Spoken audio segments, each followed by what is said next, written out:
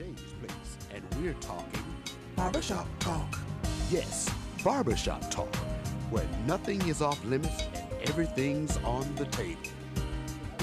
Everything's on the table. Barbershop Talk. Come on, everybody. We're here at Jay's Place. Barbershop. We're talking barbershop talk. Barbershop talk. Barbershop talk. Where nothing's off limits. Barbershop Talk. Barbershop talk. Barbershop talk. Barbershop talk. Everything's on the table. Barbershop Talk. Barbershop talk. Barbershop talk. Barbershop talk. Everything's on the table.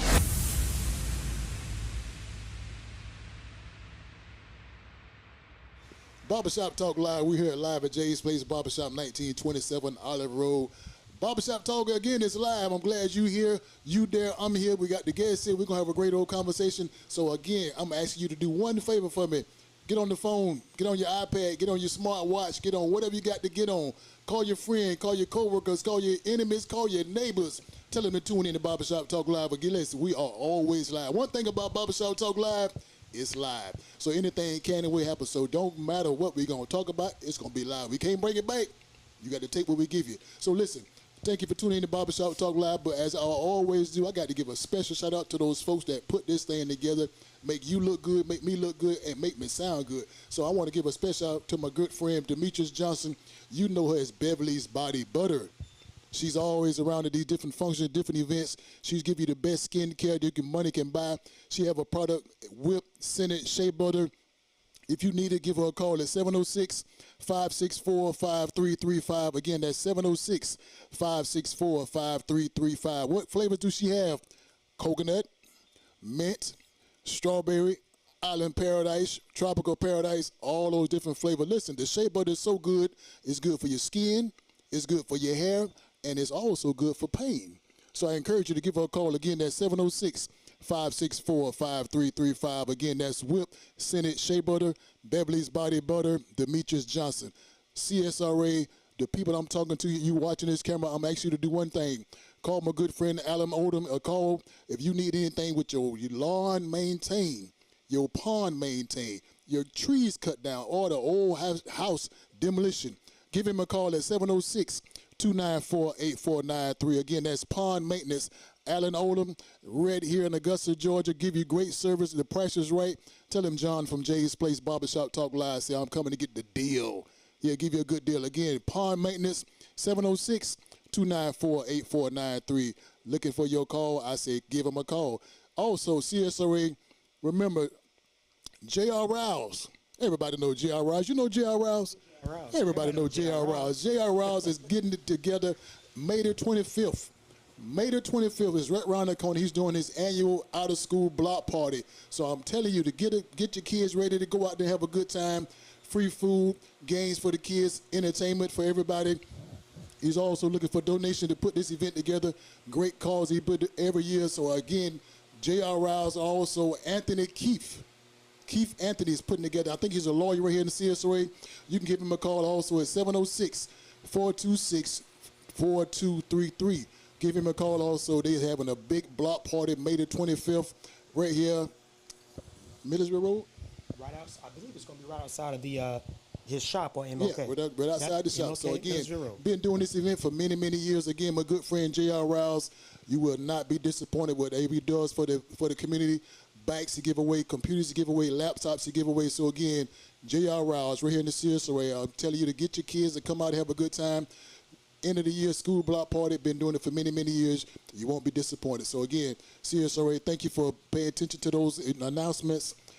As the old folks say, govern yourselves accordingly. Listen, again, we are here. You are there. I thank you for tuning in to Barbershop Talk Live. I got a special guest that got a chance to come sit in the hot seat. He's been on here before, but the time we're going to bring him back on again because he got some new things to talk about. some new things that you should know about, the new things that you got to know about. Who am I talking to? I'm talking to my media right, Mr. Jordan Johnson. What's going on, man? Man, you better give me something, baby. It's always good to see you. Always good to be here. You good? You know it. I can't call it, man. Man, listen. Always happy to be in the seat with you. You know it's so crazy when I said what I just said about you coming back on. You was here a long time ago. Yeah. And you kind of, what I say, kind of broke the mold and started this whole thing off because you saw the vision. You saw what I was trying to do. You say, man, I'm going to be a part of that. I'm going to come on Barbershop Talk Live. We're going to sit in the barber chair.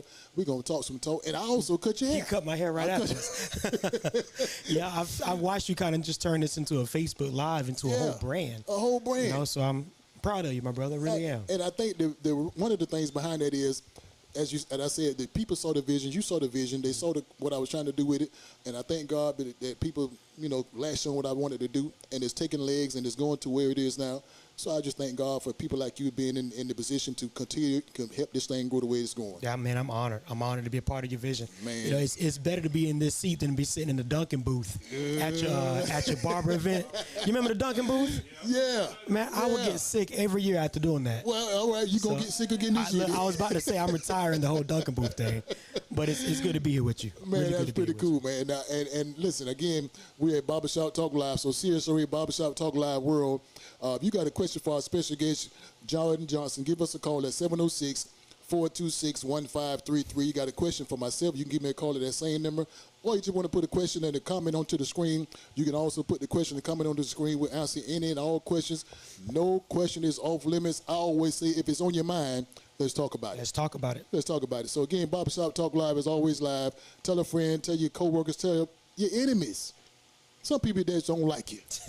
Tell them to tune in to Barbershop Talk Live. We're gonna have a conversation with those folks also. So Joy, let's kind of get this thing started to the point where I already know who you are, but this is a formality we got to go through. I got you, man. Do you mind going through these formalities? No, I don't mind at all. Let's go through some formalities. So 90% of the people that behind that camera watching you, they know who you are, but there's always a 10%. Mm-hmm. There's a 10% that don't know who you is.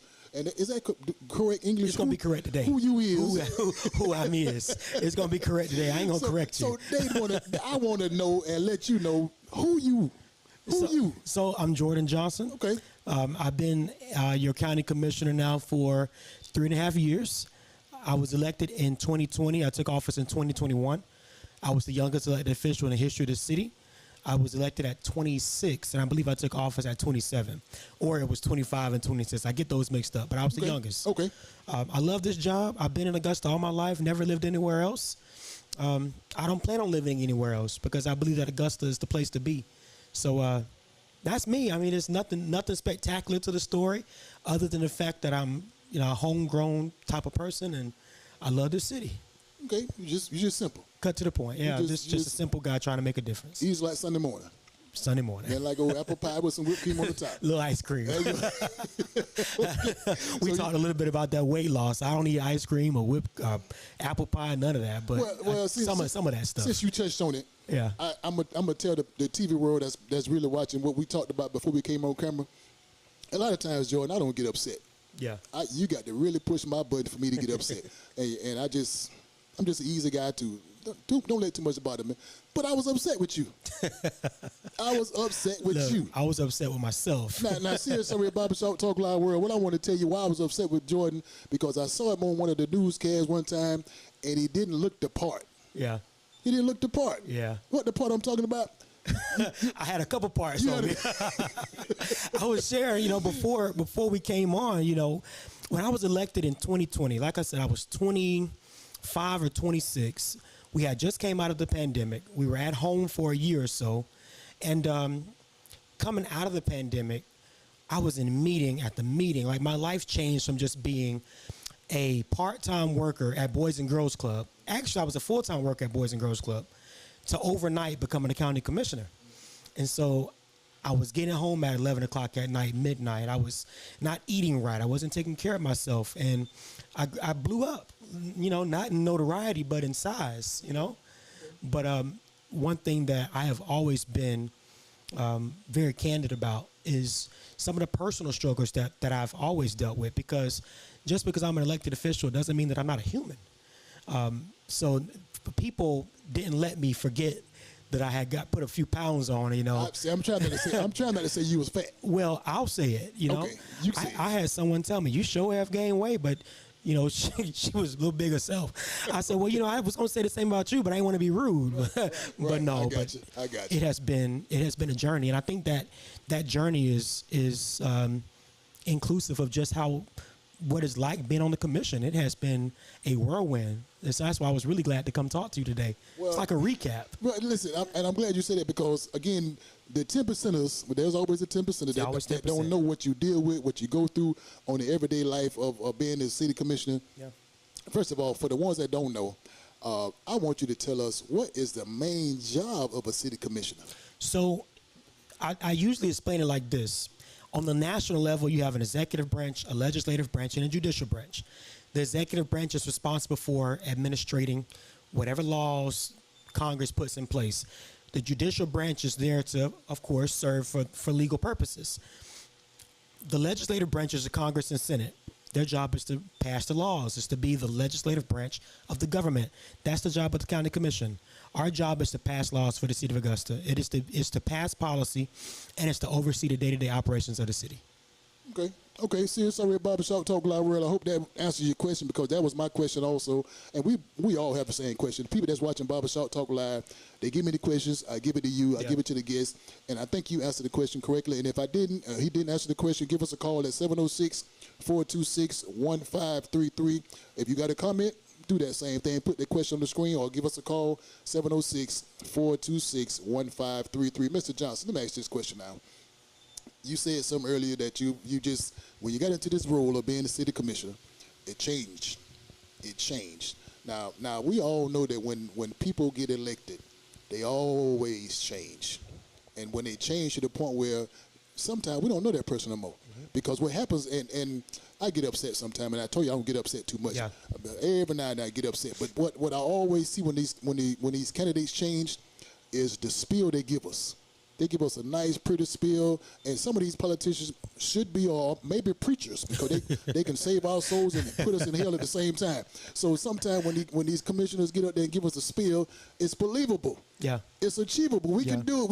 We can march on. Yeah, and all that. God dog it. Now, Mom, I'm sorry, Mom. I'm finna say something. How in the hell y'all keep coming with this stuff to the point where y'all fooling us at the same time? So why y'all change? Yeah, Mama, I say I'm sorry, Mama. Don't whoop him, Mama Milton. My bad. But y'all change. Why do y'all change? Yeah.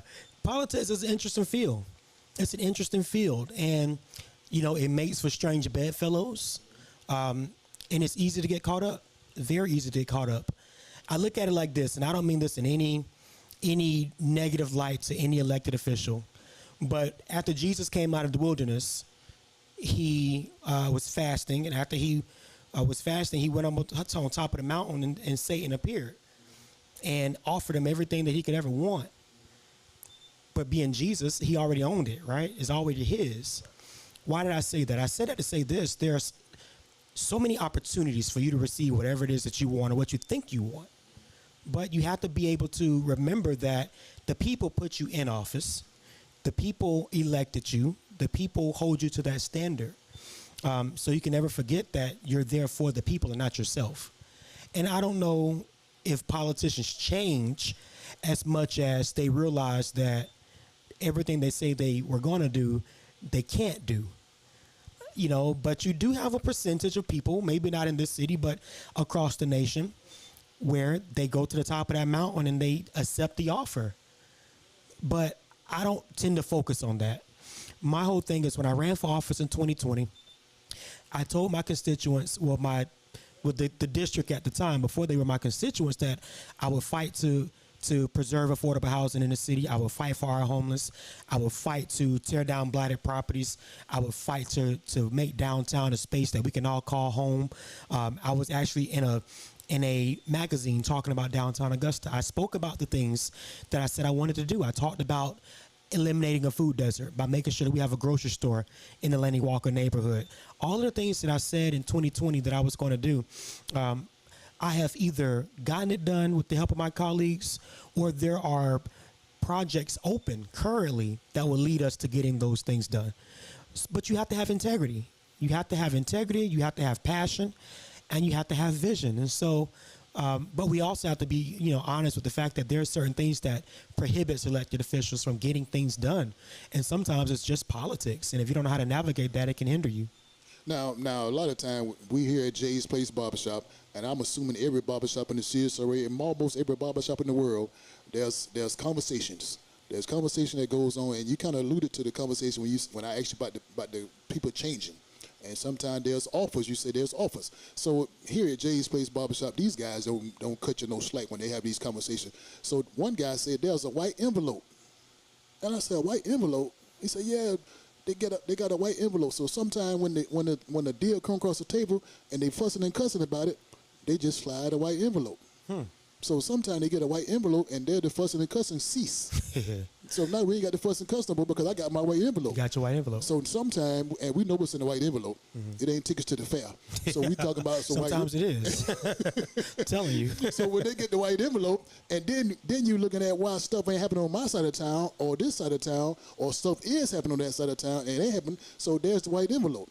So sometimes I'm just assuming because again these barbershop talk questions comes up, and the question comes up and the conversation comes up. So where they got the envelope.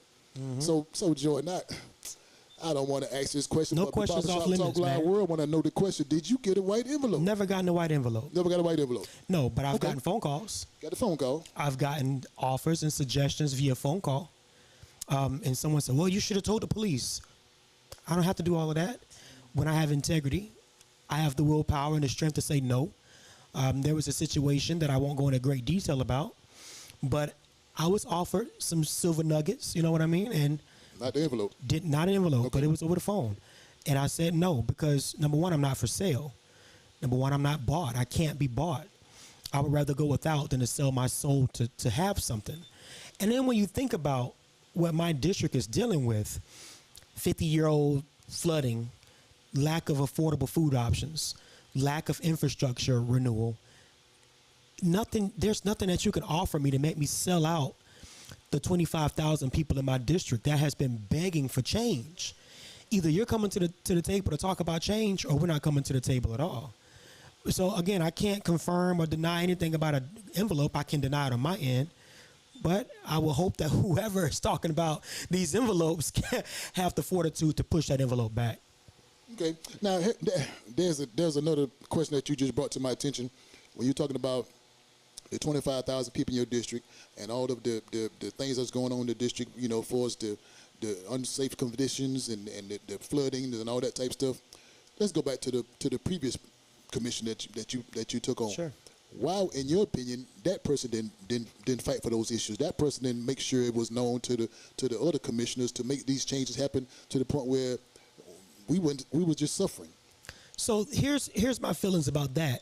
And it really wraps into this whole conversation about should the mayor have a vote on the commission and things like that, because the city of Augusta consolidated in 1996. When the city of Augusta was consolidated in 96 and there became a District 1, the majority on the commission did not look like you and I. So majority of the things that happened in this county went to West Augusta, went to other places. It didn't come to our neighborhood. You think about this. It took 50 years or more just to get East Augusta quality drainage. 50 years for a neighborhood to get drainage. That's a problem. The commissioner before me was the commissioner who allocated the $6 million to eliminate the flooding that I was able to capture and complete. He did his job. The commissioner before him is my opponent right now. I can't speak to what my opponent did. All I know is that I'm working extremely hard to catch this district up. The commissioner before him was Commissioner Betty Beard, who endorsed me today for my race on the commission. Her vision and her passion was to make sure that the Laney Walker neighborhood was revitalized. And as you see right now, from one end of Laney Walker to the other, it is not the same Laney Walker that it was in 2009. The commissioner before her was her husband, the great Lee Beard, someone who I hold in high regard. He was responsible for creating the Sand Hills neighborhood association plan, a revitalization plan. Unfortunately, he passed away before he could see it through. Now I'm responsible for carrying that through. So I don't think that it was because a commissioner before me didn't get anything done, but you only have 4 years. And then once you get your second term, that time goes by fast, man. And we've only had the majority on the commission for 10 years since 2014. We've only had it for 10 years. And in the last 10 years, you saw for the first time allocations to East Augusta, allocations to Harrisburg, allocations to Middle Augusta, places that have gone without for decades, which is why I'm so passionate about all these current events, because if we're not careful, we're going to revert ourselves right back to where we were. Having one side of town get all of the pie when one side of town is just getting the crumbs. We're not saying that we don't want anybody to eat. We just want fairness and equity. And over the last 20 years, 30 years, we haven't had that. But over the last 10 years, we've gotten to a much better place than we have ever been. And I think that's a lot of the reason why some folks want to take us back, because I think we're getting a little bit too much. So let me go. You don't mind if I refer back to my notes? Hey, brother, do what you got to do, man. Refer back to my notes. I'm here with you. And Jordan, I want you to see my notes. I see them. I jot this stuff down to make I sure I don't lose my memory and this stuff down. Yeah. So here's my notes, and this notes is pretty significant to me to make sure I ask the right question. Yes, sir. So question 6, I'm gonna jump down to question 6, and this is a question that some of the people on Barbershop Talk Live World told me to ask you when you come on. I want to make sure I don't forget these questions. Sure. Why is there so much distrust, so much dishonesty, so much backbiting between you and the commissioners? I'm not sure that there is. Well, you tell me an instance where there has been. Well, there's the name. I don't want to call the name, but you see the name. You see the name. Here's my thoughts around that. Okay. There's a narrative that the commission doesn't get along. There's a narrative that the commissioners are always fighting each other. That's just a false narrative. It's false. It's not true. It's a lie. 99% of everything that we do on the commission, we do it together, and we do it without even conversation. 99% of the time. If you don't believe me, check the city record. There are hundreds and hundreds of votes that happen, and we consent, which means we agree without discourse 99% of the time. Whenever you see any type of discourse happen, it's when politics started getting in the way. In most recent time, you've seen the most, back and forth on the topic of the city administrator, the topic of the ambulance zone, and the forensic audit for the city. That's because politics crept its head in, and the commissioners that we see fighting are actually standing up for what's right and for what's true. But we get villainized for it because we don't own the media. We don't own the news stations. We don't own the newspapers. If only you knew half of the stuff that we receive in our emails and the phone calls we get and the text messages we get, you would understand the fight that we deal with. We're not down there fisticuffs, fighting each other, not getting anything done. This is a narrative that the commission can't get anything done. That's just simply not true. Jordan, I got to go to question 9. Let's do it. I got to go to question 9. And question 9 just alluded to what you just said just a minute ago about the city administrator. If this particular person been in this position, there you go, question 9. If this person been in this position for all these many years and has done the job correctly, why not get it?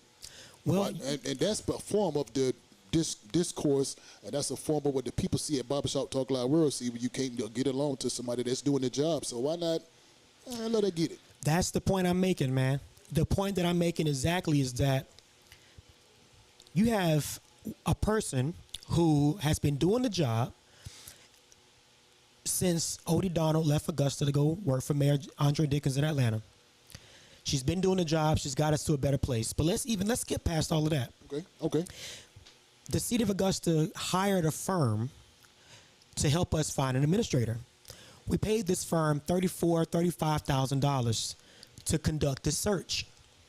The search consisted of verbal interviews, written interviews, a skills assessment, and I believe an emotional intelligence assessment, and an interview from the commission. That's 5 levels of interview that a person had to go through. That was about, I don't remember how many people started, but out of all of the candidates, Takia Dowse, our current interim administrator, scored the highest on each assessment. And not only did she score the highest, she scored above average on every assessment, every single assessment. Her name was not even brought up in the top 3 when it came down to the mayor recommending a candidate for city administrator. He recommended a guy named Robert Civic out of North Georgia somewhere. During Robert Civic's interview, Robert Civic said, "Hey, I've been watching Augusta. I've been watching Takia Dowse, and I think y'all should give her the job." And this man said that in his interview. but he was recommended. There's a guy from Florida, I think his name was Richard Chess. Don't know much about Mr. Chess. And then you had Tamika Allen, who was the former deputy city administrator under then city administrator Fred Russell, who led the city down some turbulent roads. I don't know why she wasn't brought up into the top three. I believe it was the politics of just the good old boy system. I know for a fact that the mayor wanted Fred Russell to be our city administrator. I know for a fact that some of the other commissioners were supporting that. I don't know why Takia Dowse could not get those 6 votes to get the job. But I do know that politics was the cause of it. Why? You have to ask the people who voted against her. Okay. So, as you said earlier, what we see is not what we see. So, in other words, what I'm saying when I say that, the commissioners do get along. Yes. They are on the same page for most of the time what's going on. Just one or two might voice their opinion a little more than other person will voice their opinion. Right. Okay. So I don't want to call any names because if I call the names, I got to call everybody name. So I'm just going to keep that name to myself. And you see I got it on the paper. But I'll also add is when you see things like this with the city administrator vote, when you get to a stalemate, you can't get 5 on one side, you can't get 5 on the other side. I mean, that happens when there's something big at stake. I mean, something huge is at stake. The city administrator runs the entire government. That person is responsible for everything that happens in this city. Why would we want to get somebody in the seat that has not served as long as Takia Dowse, that doesn't have the most experience as Ms. Dowse, that didn't meet the qualifications that Ms. Dowse meets? And let's take Ms. Dowse out of the equation. Anybody for that matter. It was politics.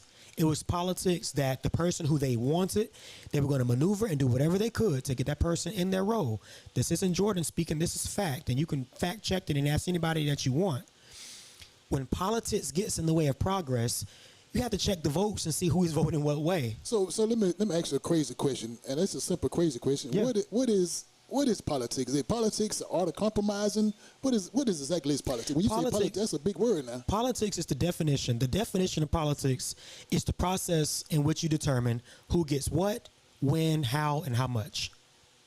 And the issue is the way that you get to all of those things is never just, hey, there's a person that needs shoes. Let's go get that person's shoes. Okay, I agree to that. It doesn't work that way. It's, hey, that person needs shoes. Let's go get that person shoes. Okay, we'll go get that person some shoes. And I know a company that can provide those shoes. It's my buddy. You help that person get the shoes. But I also know somebody on the other side of town that needs a brand new TV. But the TV is $1 million. We're going to get that person a $1 million TV and get that person a $5 pair of shoes. And by the way, my friend's going to provide it. That's not equity. That's not fair. Why would we send $1 million over here and get $5 over here? That's not fair. And so what typically happens is cronyism gets in the way. What is cronyism? That's my buddy. That's my pal. He did this for me, so I'm going to do that for him. We're going to scratch his back. We're going to scratch that back. Compromise happens, yeah.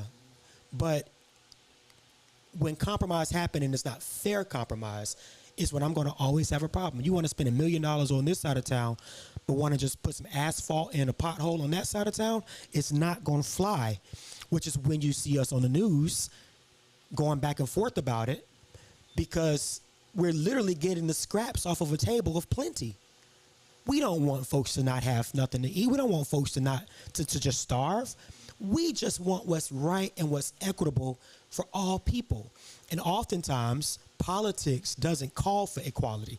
Politics calls for, whoever has the gift of gab, whoever owns the most property, whoever has the most money in their account, whoever's most connected. That's the problem with politics. Give out the biggest envelopes. Give out the biggest envelopes. Okay. Who got the most people in their back pocket? CSRA Barbershop Talk Live World again. If you got a question for our special guest, Mr. Jordan, give us a call at 706-426-1533. Got a question for myself, give me a call at that same number, 706-426-1533. Remember, any question, we will answer any and all questions. No questions off limit. That's if right. it's on your mind, let's talk about it. Let's do it. Mr. Jordan, let me ask this question now. When I hear the word politics and I hear the word compromise, and I keep talking about this white envelope, is that what people go in office for? To get the white envelopes? I don't know, man. Because, and the reason why I say that, remember, we're in the barbershop. Yeah. In the barbershop, you hear it all, you see it all. So sometimes, I hate to say this in front of these people, because these people don't you listen to this, but I've been asked to run for commissioner. I've been asked many times, and remember, don't y'all listen to this part. But I asked, and you know what they told me? If you run, we'll fund the campaign. Oh, yeah. All you gotta do is say yes. Yeah, I've heard that before. Just say yes. Yeah. So I'm like, what? I ain't gotta put up nothing. No spaghetti dinners, no chicken dinners, no barbecue sandwiches. They'll pay for all of that. All you gotta do is show up. Just show up. Yeah. So I'm like, so now if I was to say yes, I'm compromising myself. You are selling yourself. I'm selling myself Yes. because I got to do whatever you need me to do because you put up all the money Yeah. and all the chicken dinners and all that what you got to put up. So is that what happens sometimes? Because we have, and I'm sure to know that some people that's running for office this time ain't qualified. Don't tell them I said that. The Barbershop Talk Live World, just me and Jordan talking. Don't tell them I said that. Man, I remember being probably 21, 22, and a big kingmaker in town came to me.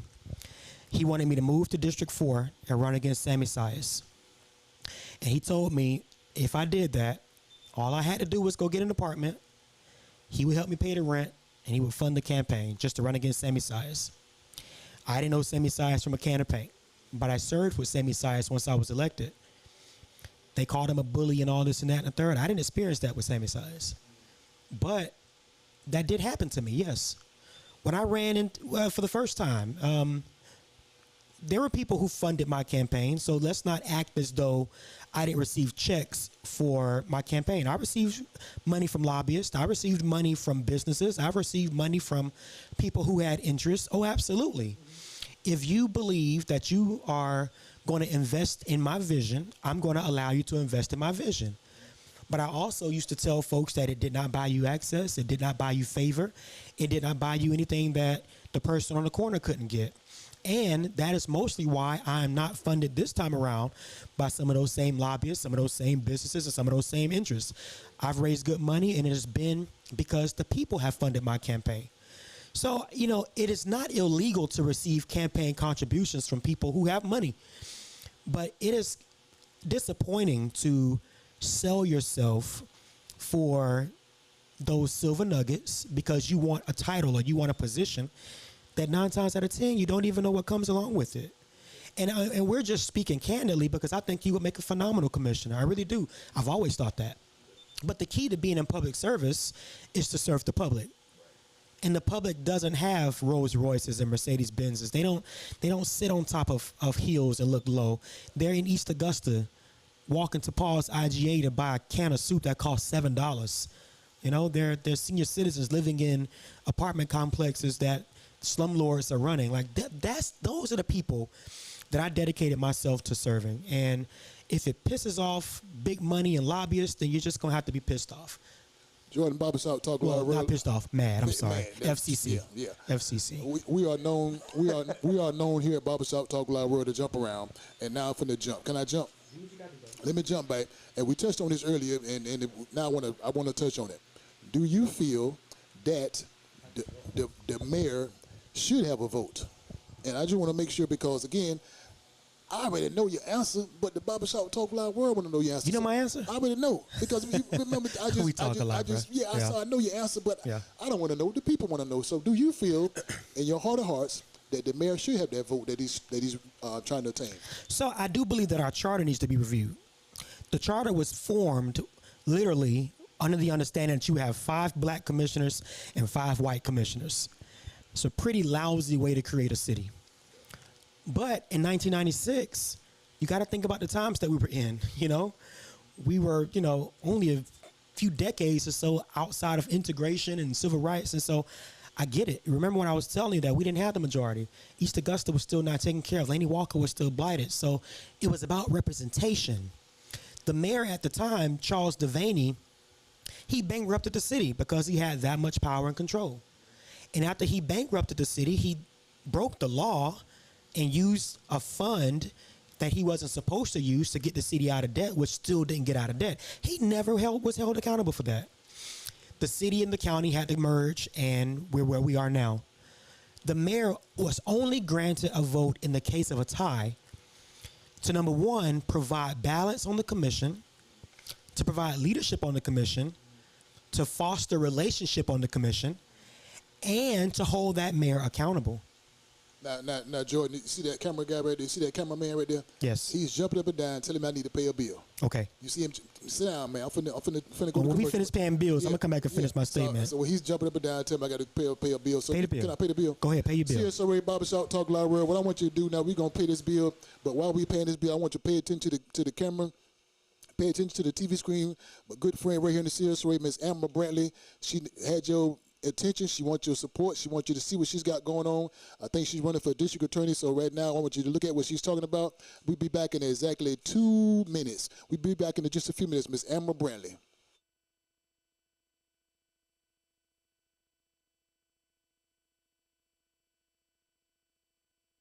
Hi, my name is Amber Brantley, and I am running to be your next district attorney. I am running for the Augusta Judicial Circuit, which encompasses Burke County and Richmond County. I am running on 3 simple principles: to uphold, protect, and restore. I vow to uphold the laws of the state of Georgia through fair and just prosecution. I also vow to protect our communities from serious violent offenders, holding people accountable for their actions, as well as offering compassion for first-time offenders. I believe there has to be a balance between compassion and conviction. I also vow to restore hope in the criminal justice system through victims, letting them know that we are here, we do care, and we stand with them while seeking justice for them. Also to restore relationship amongst agencies. We all have to work together in order to see change in our communities. That starts with the federal government all the way down to the sheriff's office. We all have to work together in order to protect our communities and for everyone to feel safe in our communities.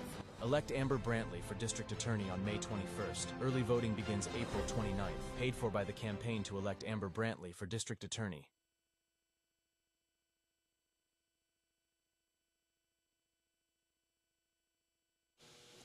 Barbershop Talk Live. We are back live at Jay's Place Barbershop, 1927 Olive Road. Again, my good friend Amber Brantley. Again, she's running for district attorney, Richmond County, Burke area.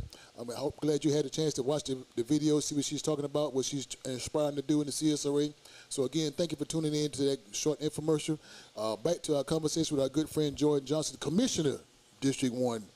Jordan, you good? I'm good, brother. Man, listen, before we had to pay that bill, and that bill had to get paid. Had to get paid. That, boy, if I didn't pay that bill, ooh, Lord. Lights would have went out. It'd have been out. I feel you. We'd have been in the dark talking. Yeah. So we said some earlier, and I asked you a question before we did the commercial break about the yeah, I was basically saying that the charter was written the way it was, and the mayor was given a tie-breaking vote to foster a relationship, like a referee, basically, this consensus builder, to chair the meetings, and to provide, what's the word I'm looking for, accountability for the mayor. Because prior, the mayor did not have accountability.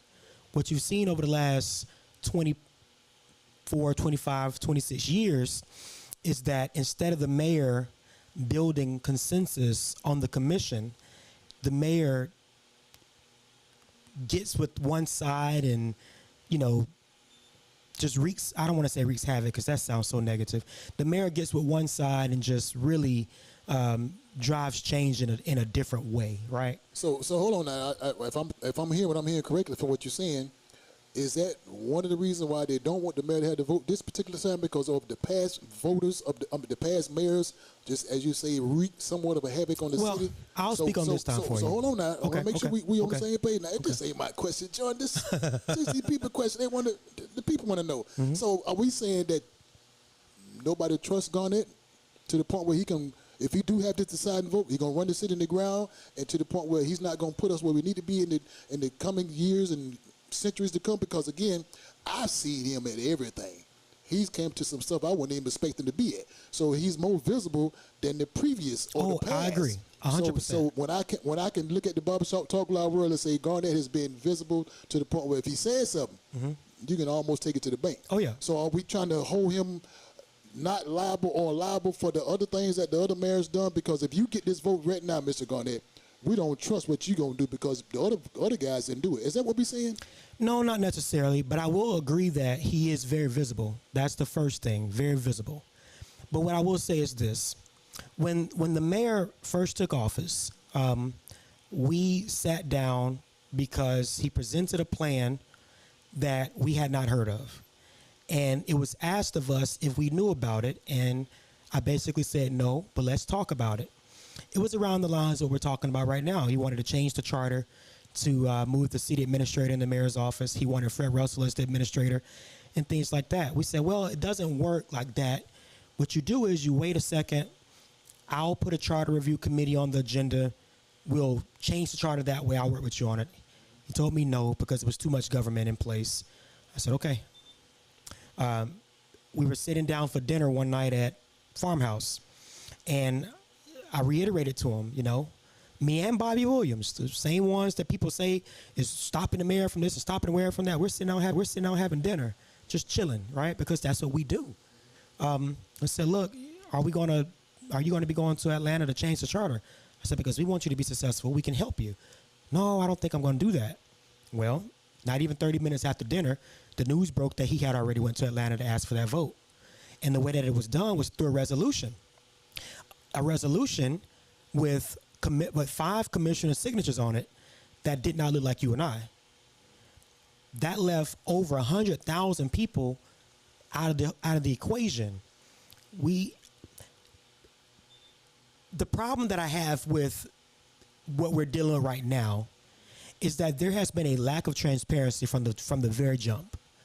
When you have a resolution that you sent to Atlanta, as a matter of fact, the governor asked for a letter from the governing body in Augusta to say, hey, does Augusta want this? He sent it on a resolution from the mayor's office, which is, I don't want to say illegal, but it breaks city policy. All the West Augusta commissioners' names was on that resolution. Some of the Deep South commissioners who represent Blythe and Hepzibah name was on that resolution, but the commissioners that represent the black community were not. The resolution policy states that you have to bring that before the commission. We vote on it. Legal reviews it. The city clerk stamps it and agrees to it. The mayor signs it and it goes up. All of those processes have been broken.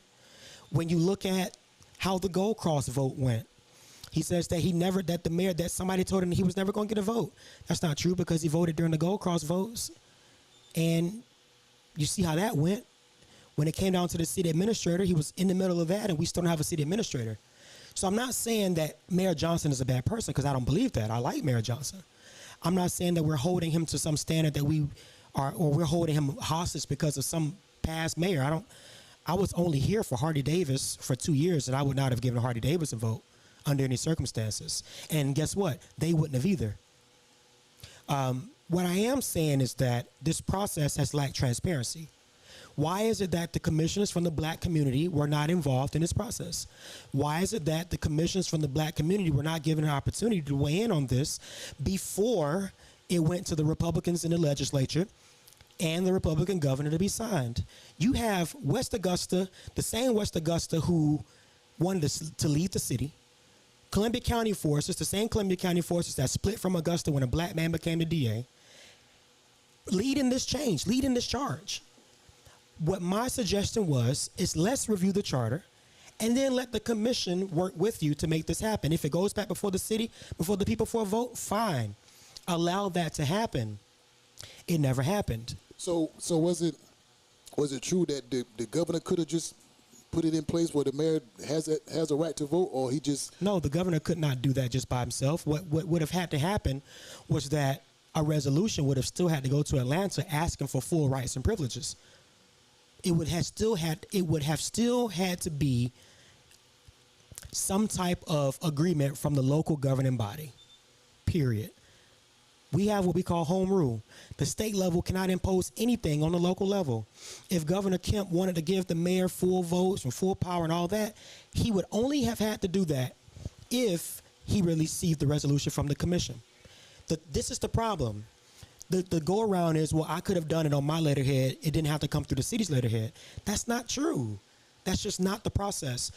And our rules and procedures, section 4 or section 1, something like that, it states it as clear as day what the process is. Why are we not following the rules and procedures of what this government has created? And that is my concern. My concern is that the vote, if granted, wouldn't mean hell and high water for the city, because I don't think that's what that means. What I think it means is a lack of accountability. I think that it would eliminate checks and balances. If you did not need 5 of your colleagues to get this done, you won't need 5 of your colleagues to do anything else, including taking resources to another side of town, including feeding the pockets of your friends and your buddies. I'm telling you, man, you have no idea some of the things that we have fought in the back room, on the floor, through email and other places.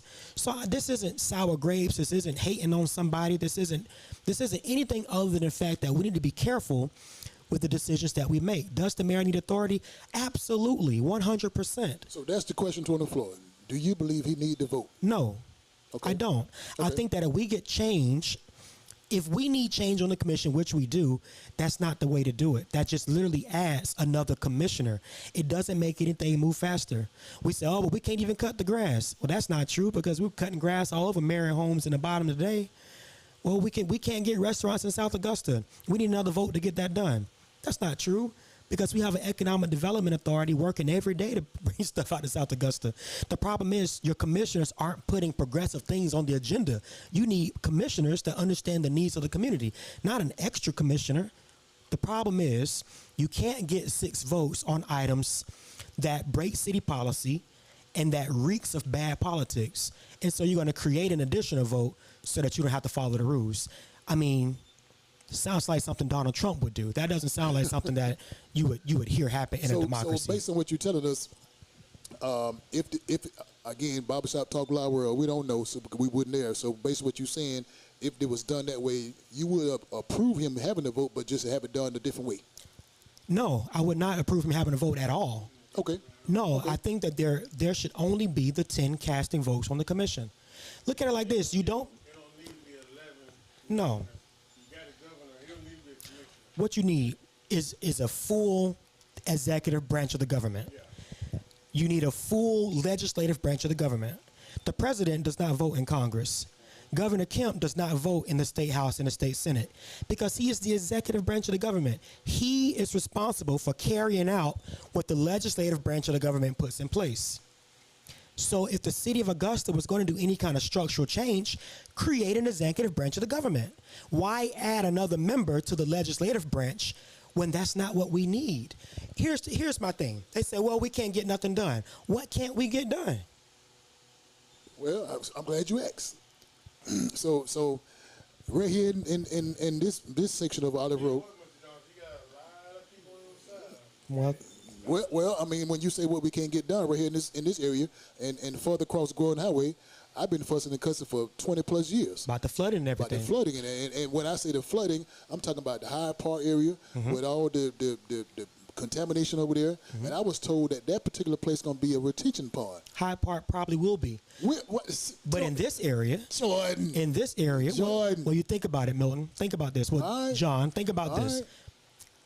That's contaminated property. It's contaminated land. I wouldn't let my dog walk through Hyde Park, which is why 10 years ago, the city moved everybody out of Hyde Park. Every single family was moved out of Hyde Park and was compensated for their damages. I mean, people were dying over there. We're not going to put more houses over there. We're not going to put restaurants over there. It needs to be someplace that could contribute to relieving the flooding from this area. Rocky Creek runs straight through this area. When it rains, it floods. But that's not because 6 votes can't get it done. That's because for 16 years, you had commissioners who never put it on the agenda to get it done. Can I go? We did a commercial break, but can I have a timeout now? Please. Timeout. I'm suffering and people in this area is fussing and cussing about the flooding. And when I went down and asked about the flooding issue in this particular area, you know what they told me? What's that? We need to do a study. Of course. We need to study this. You got to. Now, how much study do you need when you got to get a boat to come through Olive Road? Well, How much study do you need when I got to put on water boots to come into this shop? How much study do you need when I need a raincoat, gloves, and everything else? You spending $30,000, $40,000, $50,000 to do a study when you can see it. well, let me ask you this. Do you know where the pipes run on this area? I don't. All right. So let me pause you right there. Okay, timeout. They don't either. So when you do the studies, I'm going to use East Augusta as an example because that's my area. East Augusta has been flooding since for 50 years. Before we could even ever break ground to put those brand new pipes in the roads, which are there now, to put water lines in, which are there now, to put sidewalks in, which are there now, we had to do a study to see which way the water flows. We had to do a study to see what size pipes we needed. We needed to get an engineering firm to come in and tell us exactly what needed to be done. Once that study was completed, it was submitted to the city. It was up to your commissioner to fight for the funding and to complete the project. Bill Fenoy fought for the funding and got it done. The very first thing I did when I got in office was start the process of getting it completed. It is not the fact that we're spending money on studies and wasting time. You have to have a commissioner who's willing to put on the boots and come stand in the water. I'll show you pictures of when I did it in East Augusta. There's no excuse why other commissioners can't do it either. We put emphasis on the mayor, but you're not putting emphasis on the commissioners that we continue to elect. The definition of insanity is doing the same thing and expecting a different result. The same commissioners who have sat on their hands for decades are asking to be in these seats again, and we keep bringing them back. That leads me to question 10. Go to commercial break first. No more commercial. Okay, we're going to run through there, right? We're going over time. I'm going to cross my legs now. That leads me to question 10, Jordan. Question 10, as you see, I can't make this stuff up. Question 10 says, you already got 4 years. Yes, I do. Your term is a 4-year term. Yes. I'm asking, and I'm pleading with Barbershop Talk Live World to maybe we should do a 2-year study on you all. 2-year study on you all. Too. When I say a study on you all, I mean the commissioners, if I don't see some changes done within the first 2 years of your term, get your butt out of there. That don't make much sense to me. Well, hold on. Let me tell you now. Barbershop Talk Live World co-signing this because you study that you're giving us and you're giving me. I've been in this location many, many years. I've been in Augusta over 30 years. So for 20 years, you've been studying. So I need to give you 2 years before you get some stuff done because, again, for 20 years, you've been studying, and I'm still flooding. How much? You're not going to get nothing done in 2 years. Well, you got to do something. That's not how government works, John. That's just not how it works. And, hey, we are, too. I'm sick and tired. I don't have a mic. Okay. I don't have a microphone, but I can say this. You can't get nobody new or anybody that's been in this seat 2 years on a 4-year term. You can't give them a grade of 2 years. I mean, first of all, you got to go in there and try to correct what their predecessor done. That's first. And you got to pass and get going in that second year what they want to try to get done. Now that third year, they should be having the ball rolling. You're comfortable at that point. You're hitting it on the head. Third year. I mean, You've seen things happening. But in that fourth year, it should be okay. Let's get it done. We're getting it done now. Okay. But 2 years, that could be Okay. Well, let's think about it this way. The first year on the commission, you're just learning how the meetings are run. Yeah. Because majority of people who run for the commission have never been to a commission meeting, have never, have no understanding of the government.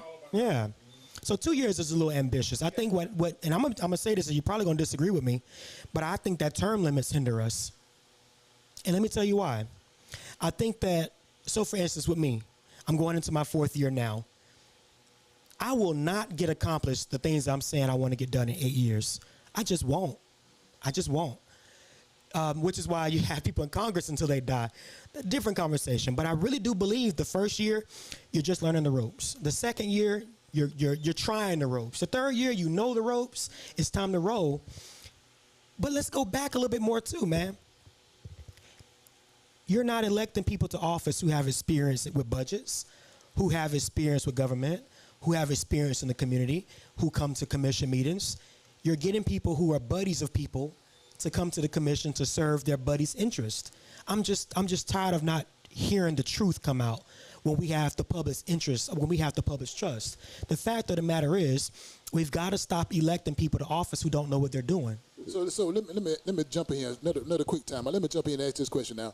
For what you're telling us, when we're not holding these officials accountable for their district, what they should be doing, what we put them in a position to do, what are some of the suggestions that you can give to the people of Barbershop Talk Live World, also to myself, so some of the steps we can take to get actions done to the commissioners in our district? Number so one, what should the common people do? Know who your commissioner is, first of all. Know who your commissioner is and have a conversation with them. If you come to me and say, y'all ain't doing this and y'all ain't doing that and we need this and we need that, I probably will listen to you because that's how I was raised, but majority of them won't because you're not going to, just don't attack. Prime example, I'm talking about taking time to do things.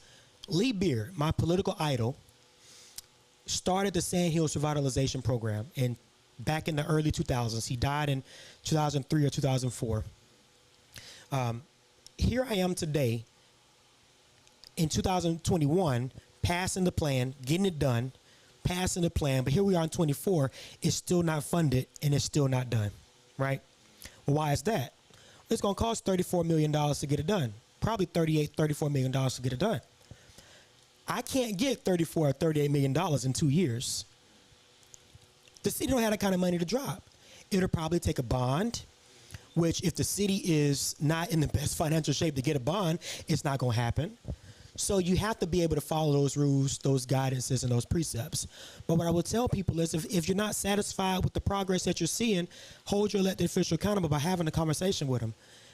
And if you're still not satisfied, then run against them. But have some type of understanding and knowledge of what's happening in your government and pay attention for the facts and not just for what people tell you. Okay. All right, Jordan, I got a question. I just want to make sure we all on the same page about something that you've been advocating for and behind for a long time. Tiny houses. Now, do Augusta need the tiny houses? Is this something that you just had a vision you wanted to put in place? Is Augusta ready for these tiny houses that you've been pushing for a while? Yes, we are. I was elected in 20, got on January 21, and around February 21, a homeless veteran was found dead downtown due to hypothermia. This man served our country in wars and couldn't come home and find a place to lay his head. But we're fighting about, whose name is going to be over a building. So we created a homeless task force, myself and Dennis Williams. And we brought together all of these service agencies because what I found out was that in 2004, a homeless task force was created by a former mayor. He got a job with the Bush administration, and that homeless task force fizzled away. Nothing happened from it. We're talking from 2004 to 2021. Nothing happened with homelessness. Nothing. But we need an extra vote because we can't get nothing done? No. You need people who are going to do the job they say they're going to do. Different conversation. Let's fast forward to the tiny homes. In the Homeless Task Force strategic plan, it called for various types of housing options. I went down to Savannah with Linda Bars, who has since passed away, and we saw a tiny home village that they created, and we dedicated ourselves to getting it done here in Augusta. So we put it in the plan, and I was instrumental in passing the tiny home ordinance. I helped write it word for word. We got it passed. It took about 4 or 5 tries to get it passed. And after that ordinance was passed, we were able to, see that? Phone is always ringing. We were able to, we were able to get a developer to develop a tiny home village. So I think Augusta is ready. I think Augusta is ready for tiny homes. I think Augusta is ready for container homes. I think Augusta is ready for pallet homes. We're ready for legacy homes. Augusta's ready. But again, you've had commissioners over the last couple of decades not push these types of items in Augusta.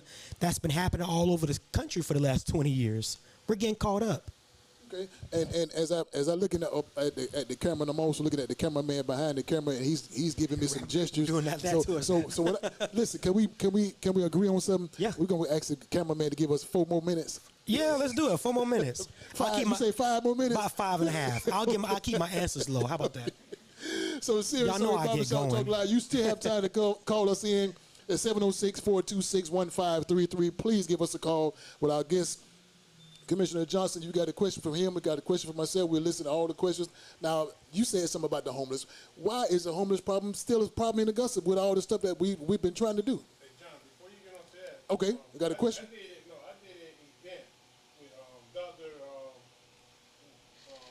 Drumgool. Dr. Drumgool, yeah. He's developing the tiny home villages, yeah. Over there in Augusta for the at-risk. At-risk youth, yep. Yeah, I think that's a good idea, too.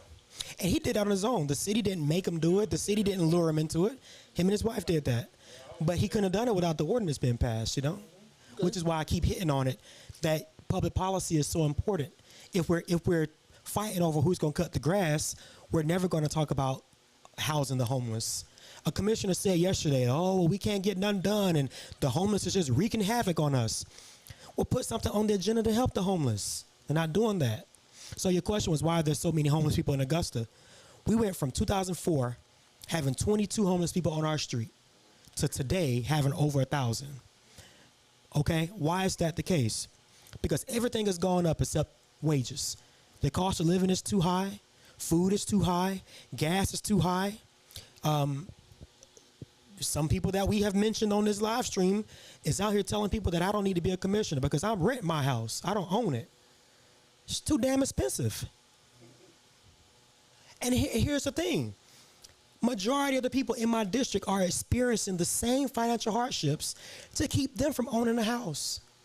Let's not even add in the trauma that somebody may be dealing with, which led them down to alcoholism or drug abuse. Let's not talk about the fact that veterans leave the service without service, leave the service without service. Where else are they going to go? For 16, 18 years, the city did not talk about sheltering. We did not talk about tiny homes. We didn't talk about affordable housing. We did not talk about supportive housing. We didn't talk about transitional housing. We didn't talk about day centers. But we talked about passing panhandling ordinances to lock them up. So why are there so many people on the street? It's simply because we're just starting the conversation back in 21. You're not going to solve the homeless problem in 3 years. You're not going to solve it in 5. You're not going to solve it in 10. But we can get close, which is why we have a tiny home ordinance now, a day center getting ready to be built, and a new overnight center. Okay, so now we're at the point of you getting into the re-election. So let's let the people know, Barbershop Talk Live world that's watching, what are your plans and what are you trying to continue to do in your bid to get reelected? For the homeless? No, just in general. Just in general. So, I mean, here's my thing. My platform has not changed. We have to invest in affordable housing. We just broke ground on an affordable housing unit that will give you rent starting at $230 and capping at about $1,000. Yeah. Yes. Tiny homes be on Mary Street. Okay. And the affordable houses will be on Laney Walker Boulevard. We just approved yesterday affordable housing for seniors. Rent starting at $2-something, going no higher than $1,000. For the homeless population, we have about $3 million that we're going to put towards a day center, so where they can get off of the streets, come and apply for services. Affordable housing is still the need. We are talking about having programs in place to help single mothers get out of hotels and into housing. We're working with that right now with the school board, myself, the housing department, and the group out of Atlanta. We're talking about eliminating food deserts, making sure that we have grocery stores in our district. The last grocery store in our district was in 2013. December of 2023, we officially signed an MOU with a grocer to open a grocery store on Laney Walker Boulevard. We're talking about all the blighted properties in Augusta. I saw somebody on Facebook talk about, he's not doing anything with the blighted properties. We have knocked down 432 blighted properties in the last 3.5 years. But that was only because in 2021, when I got on the commission, myself and Commissioner Bobby Williams and Francine Scott wrote the blight ordinance. We've been using that ordinance. We're talking about the need for infrastructure renewal, how there are so many potholes in the city, and we can't get none done about the potholes. Man, we fill hundreds of potholes. We have done infrastructure work in East Augusta and Sand Hills, paving roads. We're getting ready to start paving Wrightsboro Road from one side to the other. We've already funded it. We got a contractor lined up and ready to go. Okay. The work is getting done. But Channel 6 isn't going to tell you that. The Augusta Press isn't going to tell you that. Okay. And people who are mad that the progress is happening on one side and not the other will not tell you that. Okay, so we got, remember I said earlier about those 10%? Yes. So what if we got those 10% of people that's still fussing and upset about what's going on and what they don't see happening? So now May 21st comes around, and everything, the voters go to the poll. And Jordan, you don't win. Mm-hmm. That day come where you do not win. What is Jordan going to continue to do, or what will Jordan be doing? Jordan was serving this Augusta community before he could even vote. I was filling potholes in South Augusta, filling intersections in South Augusta, working with my commissioner at 18 years old. I ran to be the chairman of the Democratic Party when I was 23 years old. I fought the Secretary of State when he tried to close down voting polls in Augusta and tried to purge thousands of people from our rosters. I fought the governor when he tried to take over public schools. Jordan Johnson is a fighter. Jordan Johnson is somebody who has always shown up, and I don't need a title to show up. I'm going to continue to be involved in this government. I'm going to continue to do the work. But, John, I'm going to win on May 21st. Okay. And I'm going to win on May 21st because I believe that the people have seen the changes that we have tried to make in this community.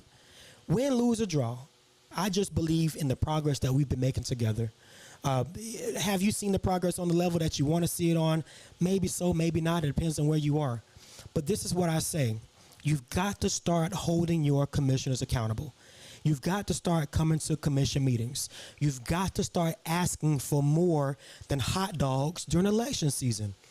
You've got to hold this government to a higher standard. And so I'm going to be around whether I'm a commissioner or not, because I love Augusta.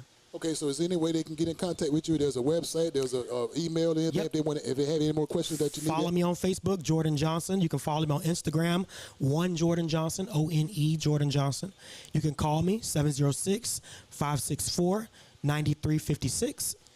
You can email me, jjohnson@augustaga.gov, or you can just hit me up on Facebook in my messenger like everybody else does.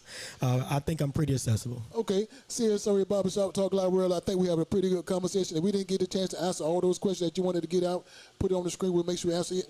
Okay. I have time now if you want to keep going. Okay. Yes or no? Okay, yes or no? We Yes got or no? another question. I kind of like this one. She said, Patricia Sally said, I'm glad to hear that there's things in place for homeless people, right? She said, but she heard that there's going to be a place for homeless women as well, a shelter for homeless women. Is there going to be a place for that? Yes. Okay. Okay. So CSRA Barbershop Talk Live. You didn't hear the question. He's asking the question: is there going to be a shelter for the homeless women? Yes. And the answer is yes. Yes. Okay. So again, CSRA Barbershop Talk Live World. Thank you for tuning in. And again, what I want to do, we got one more question. You ask Come as on. many as you want. I don't have nothing else to do, We're but good. Okay. ask about 3 more. Right. Okay. Hey, Miss Angel. And, do y'all have evening commissioner meetings? No. The meetings start at 2 o'clock. They used to start in the evenings, but people didn't show up. But I think if there's enough people to petition the government to have meetings later in the evening, I don't see why the commission wouldn't address that unless we just don't have the funds to pay overtime for our marshals and things like that. You know what? I'm gonna tell you. If you didn't know this, I like Angel Wright. I like her too. I'm gonna tell you why I really like. I read her books. She's good people. Angel, I appreciate you watching because she had question 2 I was gonna ask you Okay. about the late commission meeting. Yeah. So she read my mind. It's good. I think we need them. But even if you can't attend in person, the commission meetings are live streamed on YouTube. They're live streamed on our city's Facebook page. But having later commission meetings would be convenient for people who want to attend. But the problem is when we did it back in the day, people didn't show up. But I think today's a different day. CSRA Barbershop Talk Live. Thank you for tuning in to our special conversation with our special guest, Commissioner Johnson. Again, now listen, as I always do around this time, I got to give you a challenge. What's that? You are a challenging guy. You love a challenge. Yes, sir. You ready for your challenge? I'm listening. But I can't give you a challenge without giving you a red flag. Okay. And I know that you are a wrestling guru. Okay. You're a wrestling fanatic. All right. You love to come off the top rope.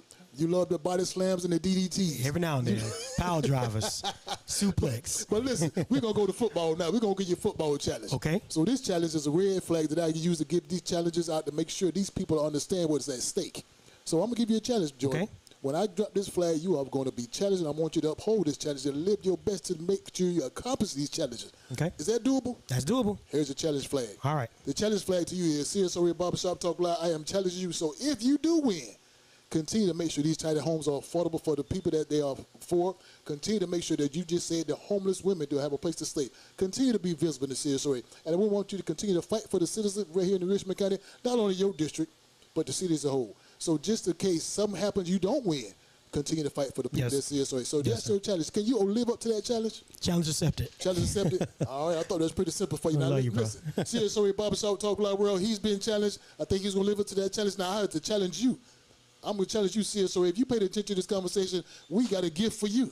All right. We got a gift for you. What the gift is? What's the gift? The gift is a $25 gift card from Home Depot. I'll hold on to That's it for the you. gift, $25 gift card from $25 gift card from Home Depot. You can hold it, Mr. Johnson. Come get it at the commission meeting. Listen, I'll have it. also we're going to put a little extra to this gift. All right, what we got?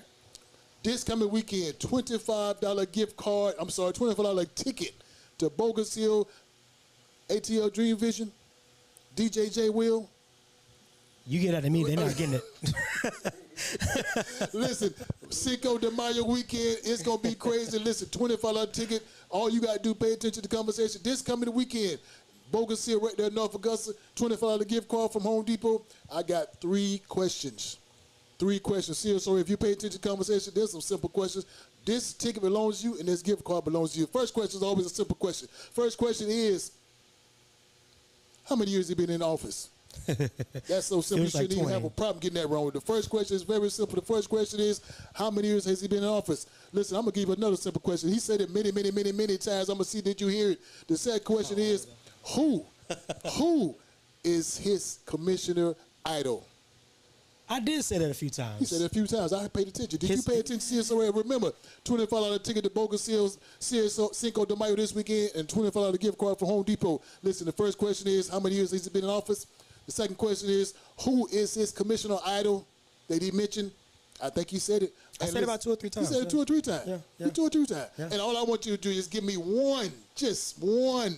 This is so crazy. You got to get it right. Give me one thing he plan on doing for what if he gets reelected. Just one. Just one. Just one. He said many, many things. Just give me one. Now, do we know we'll go back to those questions? The first question is, how many years has he been in office? I got Shabazz said 3 years. Okay. Okay. And he also said Lee Bratton. Nah, 3 years is the right answer okay. for the first one, but Amber Wilson says 3 years. And she didn't give a name. She didn't give who the commissioner was. and his picture's on my office wall. Amber's been in my office. CSOA Barbershop Talk Live Roll again. $25 ticket to the. Y'all can do this. Says 3 years, Lee Beard. There it is. All right. What's the third question? What's, Is it right? no, That's what's the third question? What am I gonna do? What's the third question? Third question was, what's one thing I'm doing when I get reelected? We just need one. You're right. It said getting women shelter in place. Okay. Now listen. Let's go over these questions. Make sure you got the question right. All now. right, all First question is, how many years has he been in office? 3 years. Second question is, who is his idol? Lee Beard. And the third question is, what is one of the things he's going to do if he get reelected? Because again, we talking about if you get reelected, because Yeah. you got some pretty good, Everybody saying tiny homes and shelter. but you got some strong competitors that's fighting against you now. So if you win office, we say what's the question is? Are we got Angel Wright? Angel Wright. Okay, what did she say? 3 years, Lee Beard, and shelter. Tiny homes and shelter. He playing. Well, let's go back to the. Is that a bingo? Yeah, that's a bingo. Let's give it to her. Let's give it All to her. right, Yeah, Angel Wright, that'll- listen, I thank you for tuning in to Barbershop Talk Live. I appreciate you paying attention to the conversation and paying attention to what he said. Everything come off his lips. You heard it. So again, She remembers. Come on by Jay's Place Barbershop 1927 to get your ticket and also get your Nah, just come $25 get it gift from card. me. Just come get it from me, There Angel. you go. See, he I got it. He got it. $25 gift card for Home Depot. Also the ticket to Boca Seal this coming weekend. Cinco de Mayo weekend. ATL Dream Vision. DJ J Will. It's going to be crazy. Bust love. And I'm talking about party. Listen, come on out. Again, next week, Barbershop Talk Live. Our special guest in this hot seat is Miss Monique Williams. It's gonna be a Miss good one. Monique Williams. It's She's gonna going be to a be good right here in the hot seat. She got a lot to talk That's about. gonna be a good interview. So listen, I want to make sure that you know what's going on in CSOA. I had a problem. I had a slight problem a couple weeks ago, and I'm going to bring it to my commissioner with the security. With the security in the CSOA at the event that I put together. Did you hear about the 70s party? I did. I had an event at the 70s party. I had a problem with the security. So the powers that be, let's get this problem addressed. Let's get this problem taken care of so we won't have this problem next year or any other year or anybody that's having these events with the security officers right here in the CSOA. So I'm bringing this attention to the Barbershop Talk Live world. Let's do it. Co-sign it, back me up, and I'm also bringing it to you. So I had a problem with the security right here in the CSOA with the 70s party. Great event. But the things that shouldn't happen did happen. I saw the aunties on the stage. Yeah. You saw Sugar Mamas. I saw them all. You saw them Sugar Mamas. Yeah, I did. Don't get me in trouble on we here, had a man. good time. So we got to get out here. So listen, Jordan, I appreciate you coming. Yes, sir. Anything you want to add before No, we get out I here? just appreciate the time. Always appreciate being in the hot seat with you, and you're doing good work. You keep it up, Appreciate brother. it. Thank I you so appreciate much. it. And listen, I want to give a special shout out to my good friend DJ J Will behind the scene that put this thing together, make us all sound good and make us all look good. John Media, if you need a guy that can do the media, that does the sound, give it John Media a call or just come by Jay's Place Barbershop and sit in and watch what he do. I'm telling you, ATL Dream Vision, it's so many things that I want to thank all the people for. So again, Barbershop Talk Live World every Wednesday. Barbershop Talk Live. We are live on Facebook and also live on YouTube. So if you want to be a sponsor, give us a call. You can inbox me at 706-726-2711. You want to be a guest, also in the hot seat, you can give me a call, that same number. We are live each and every Wednesday, 6 o'clock. So Joy, you want to get out of here? You ready to get out of here? Let's go. We got to get out. So listen, let's come on up. Come on up. Come on up. We got to let everybody know. All right. Come on What up. I gotta do. So I want you to look into that camera. Okay. And, you know, and look real I good. feel like now. I look silly. Good. Sit up. Like old folks say, sit up. And look Sit at up the straight. Hold your head up. So I want you to do. Put the mic in your other hand. All right. I want you to get ready. Gotta now. put the prizes down, Put too? the prize down. So right. look at that camera. Matter of fact, look at Angel right. Hey, Angel. Hey, Angel. Tell Angel hey. Angel Tell Charmaine. Shabazz hey. Tell What's up, all of them. Shabazz? Hey, what's up? Tell them all hey. All right. Now, did you tell them hey? Hey, Patricia. Tell Hey, Patricia. everybody. Tell everybody hey. Hey, y'all. Who else on there we need to talk to? Monica Jackson. Hey, Monica. Hey, Monica. Tell Monica hey. Tell them all hey. Now, is your people watching? I'm sure they are. Hey, people. Tell your people. Hey, everybody. Now, Karen. Karen, what's up, girl? Everybody love Karen. Now, as you tell everybody, hey, tell them bye. See you later. Bye, y'all.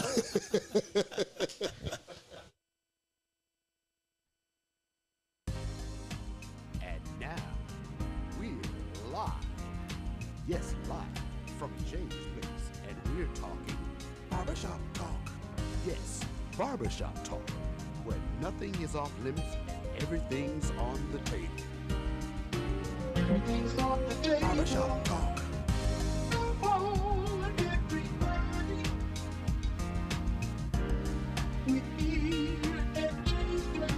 Barbershop Talk.